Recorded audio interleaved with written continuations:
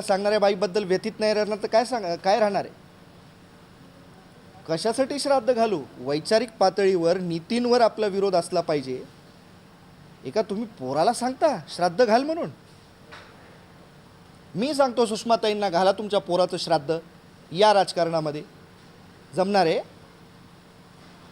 जमणार आहे? वडिलांशी आतापर्यंत संपर्क झाला नाही म्हणताय तुम्ही. समजा साहेबांनी जर भूमिका घेतली शिंदे सोडून निघाली मग तुमची काय असेल? मी ते त्यावेळेला सांगेन ना, नक्की सांगेन. आता तुम्ही उद्धव बाळासाहेब ठाकरे. अहो मी कालही सांगितलं. तुम्हाला काही शंका आहे का? नाही म्हणजे ही बाई तर मला आता हाकलायलाच लागली आहे. त्यामुळे ठीक आहे, मला अजून काही मातोश्रीचा फोन आलेला नाही. ही बाई तर तोंड सुख घेते म्हणजे कुठंतरी कदाचित मला हाकलायचं ठरवलं आहे तर मी राजकारण बंद करेन. तसा संधी असेल ना मी राजकारण बंद करेन. साहेब, हे खासदार साहेबांनी का बंड केलाय का गद्दारी केली? दोन शब्दापैकी कोणता शब्द निवडला? अहो मला माझ्या वडिलांना बोलू तरी द्या की हो. ज्या वेळेला त्यांचा संपर्क होईल. काय दोन शब्दाचा कोणता? बंड आहे का गद्दारी आहे?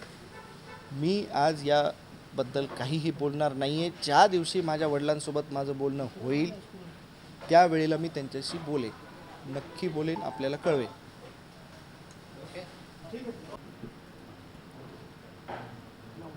आपण अजूनही उद्धव ठाकरे यांच्यासोबत आहेत असं स्टेटमेंट केल्यानंतर उद्धव ठाकरे सेनेच्या ज्या नेत्या आहेत सुषमा अंधारे यांनी आपल्यावर वैयक्तिक टीका केलेली आहे. झिंगूरबद्दल मी काय उत्तर देऊ असं त्यांनी म्हटलं. आणि एवढंच जर असेल तर ज्याप्रमाणे ऑपरेशन तुडवा सुरू आहे आणि त्यानंतर शिवसैनिक गद्दार खासदारांचे फोटोला जोडे मारो आंदोलन करतायत ते करावं आणि त्या उपरही जाऊन त्या म्हणाल्या की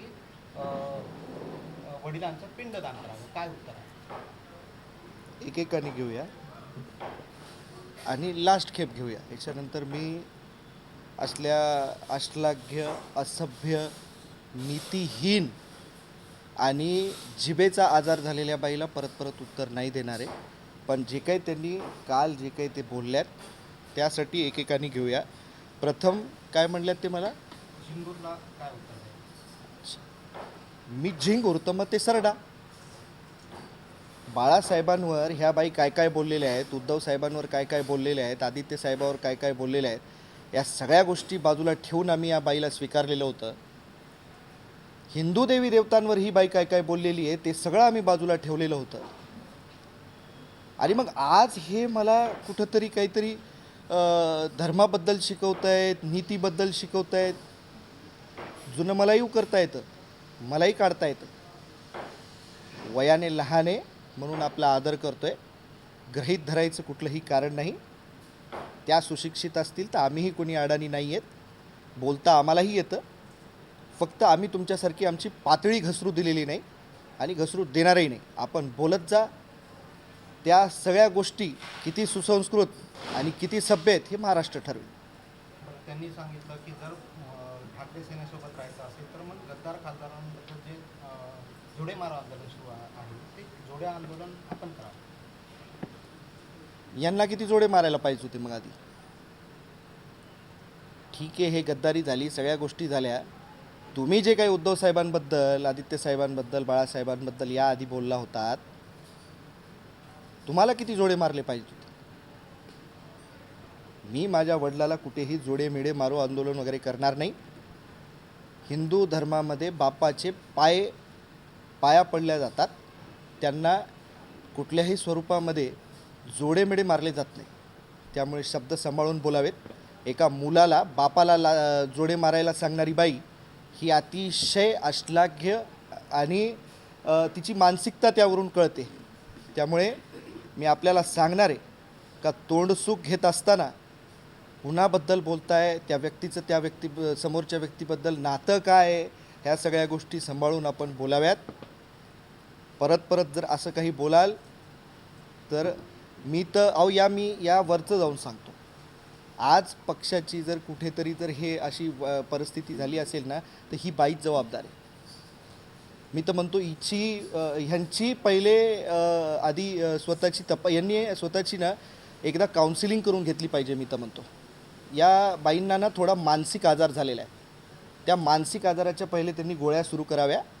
ते कुठंतरी एकदा दाखवून घ्यावं. आणि नसेल तर माझ्याकडे फार चांगले सायकॅट्रिस्ट आहेत, नसेल तर त्यांच्याकडे आता त्या पुण्यालाच असतात तर येरवाडा काय फार लांब नाही आहे, त्याच्यामुळे येरवाड्यालाही जायला आपल्याला प्रॉब्लेम नाही आहे. एखाद दोन शॉट दिले डोक्याला का ते व्यवस्थित होतील कदाचित. त्यामुळे कुठेतरी आपणही तोंड सांभाळून बोला. ताई, मी आजही ताई बाई असंच बोलतो आहे आपल्याला. कुठेतरी आपलं तोंड सांभाळून बोला. मी माझ्या तिन्ही मुलाखतीत स्पष्ट केलं होतं की मी आघाडीसोबत आहे, पण ही जर बाई अशी काही बोलणार असेल तर मी एक वेळेस राजकारण बंद करेन, पण असे लोकांना उत्तर देईन, राजकारण पॉज करीन. यावरी काय त्या शिवसेना नाही, उपनेते आहेत. वडिलांबद्दल तुमच्या श्राद्ध घाला. अहो, श्राद्ध कधी घातलं जातं? कधी घातलं जातं श्राद्ध? माणूस मेल्याने ना.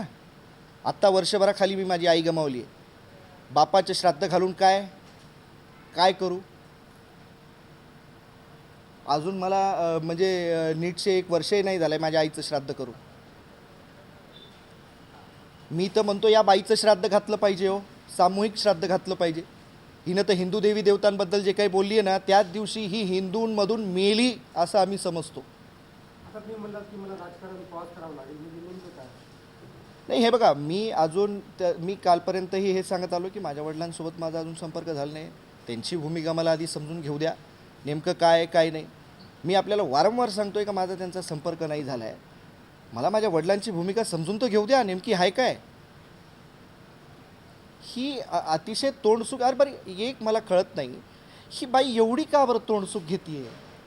मी म्हणतोय ना, हिला काउन्सिलिंगची गरज आहे हो. कसं आहे, बाकी कुणीच बोलत नाही. ही चालली आहे. आता मी तर काल तर त्या याच्यामध्ये वर्धापन दिनाच्या कार्यक्रमात पाहिलं का रडती आहे. अरे कशासाठी? एवढा पुळका कधी आला?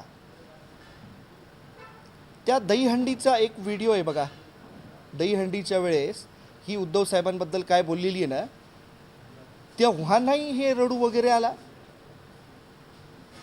अहो, कितीतरी लोक हिचं नाव सोडून गेल्या महिला पदाधिकारी. मी तर विनंती करणार आहे मीडियाच्या माध्यमातून, अहो साहेब, खूप चांगल्या नेत्या आहेत. किशोरीताई पेडणेकर आहेत, बरेचसे चांगल्या नेत्या आहेत. त्यांना पुढे करा. ही बाई कुठेतरी मेंटली डिस्टर्ब बाई आहे, हिला बाजूला करा. माणसं हिच्याने जुळणार नाहीच आहेत. ही कुठेच इलेक्शन लढवून आलेली बाई नाही आहे. हिच्यामुळे कुठेही नगरसेवक आलेला नाही आहे. हिच्यामुळे कुठेही जिल्हा परिषद मेंबर आलेला नाही आहे. हिने स्वतःच्या परळीमध्ये सुद्धा हिनं कुठे एक सुद्धा नगरसेवक आजपर्यंत आणू शकलेली नाही आहे. अहो, परळी सोडा, जाऊ द्या, ही आज पुण्याला राहतात. पुण्यामध्ये किती नगरसेवक आले यांच्यामुळे. आम्ही लोकांसाठी आटापिटा करतो, लोकांची ह्या ठिकाणी उभा राहून त्यांची सगळी निवडणुकाची धुरा सांभाळतो.